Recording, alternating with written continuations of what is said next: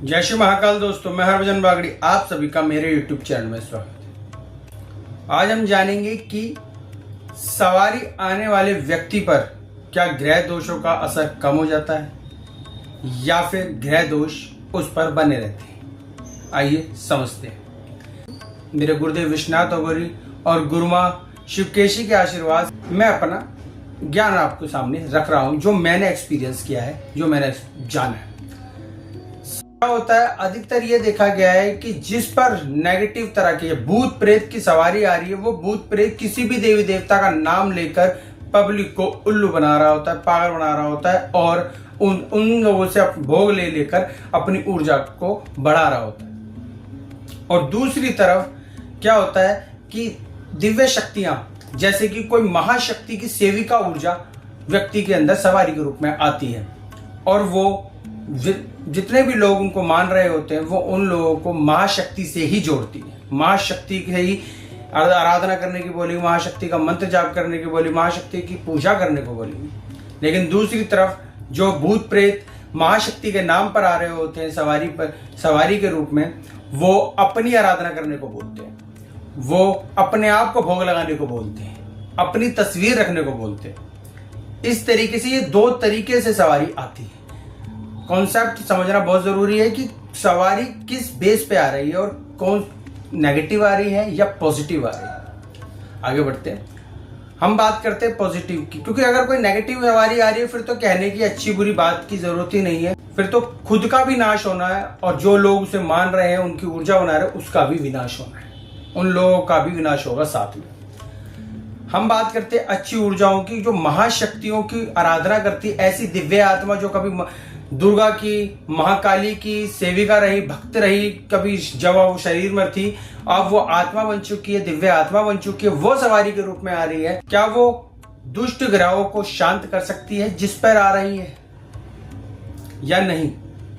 क्या होता है कि जब सवारी व्यक्ति के ऊपर आती है तो वो सवारी लोगों को समस्याओं के अनुसार उपाय देती है, लेकिन वो जो उपाय होते हैं वो टेम्परेरी होते हैं, परमानेंट नहीं होते।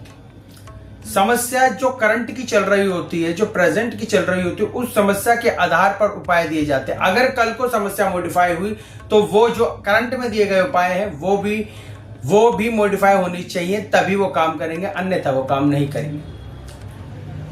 ज्यादातर लोगों के भाग्य में जब छेड़छाड़ की जाती है तो उनकी छेड़छाड़ करने की वजह से जो सवारी जिस शरीर पे आ रही होती है, जिस व्यक्ति के ऊपर आ रही होती है, उसके भाग्य में भी वो नकारात्मकता देखने को मिलती है, क्योंकि वो लोगों के भाग्य से छेड़छाड़ कर रहा है। तो उनकी समस्या को सुलझाने के चक्कर में उन समस्याओं को वो थोड़ी थोड़ी अपने जीवन में भी प्रकट कर लेता है, वो सवारी आने वाला, जिस पर सवारी आ रही होती है उस व्यक्ति को। तो अगर वो व्यक्ति ऐसे उपाय, ऐसी क्रियाएं जानता है जिससे वो दूसरों के दुर्भाग्य को छेड़छाड़ करने पर जो उस पर छींटे आ रही है, जो उस पर प्रभाव पड़ रहे हैं नकारात्मक कुछ परसेंट, वो उससे बचने का अगर उपाय जानता है, तब तो वो इस परेशानी से बाहर आ सकता है।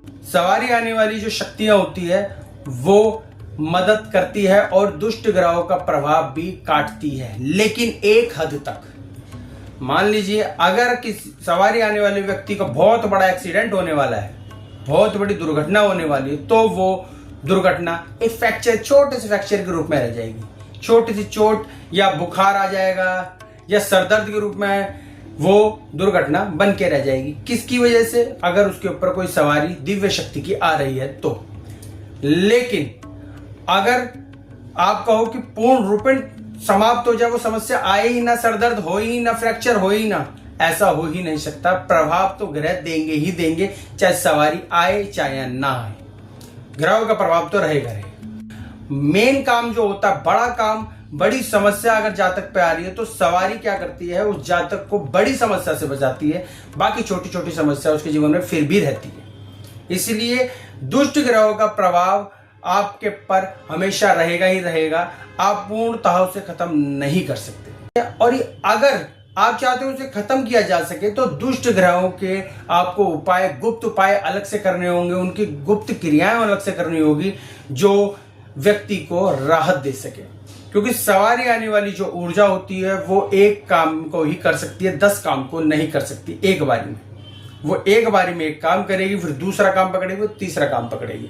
मगर अगर आप उनसे प्रार्थना करते हैं तो वो जो बड़ी समस्या आपके जीवन में आ रही होती है तो वो ऊर्जा आपकी बड़ी समस्या को पहले सुल जाएगी। आप इस संसार में जिस पे भी सवारी आ रही हो, ऐसा हो ही नहीं सकता कि उसके ऊपर किसी भी प्रकार की समस्या ना हो।